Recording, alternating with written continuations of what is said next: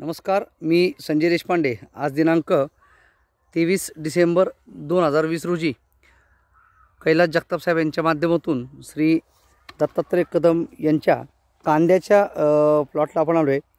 दत्तात्रय कदम साहेबांनी इन्फ्लोसवर विश्वास ठेवून कांद्याच्या रोपाला सुपर कप आणि ऑलराऊंडर याची फवारणी घेतली होती।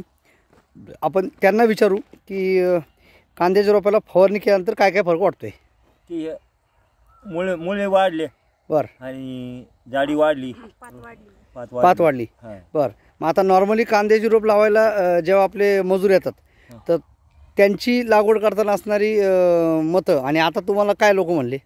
ते म्हणले का रोप एक नंबर भारी झालं, एक नंबर भारी झाले। बरं, खाली पांढरी मुळी कशी होती? एकदम जास्त होती। बरं, मग रोप उपटून लावल्यानंतर ते लावायला पण सोपं पडलं? हां, मग एक सुद्धा वाया नाही पण असं भसभस उपटलं, हां, मुळी खुडली नाही, काहीच नाही अजिबात। अच्छा, म्हणजे एकही रोप वाया गेलं नाही। काहीच नाही।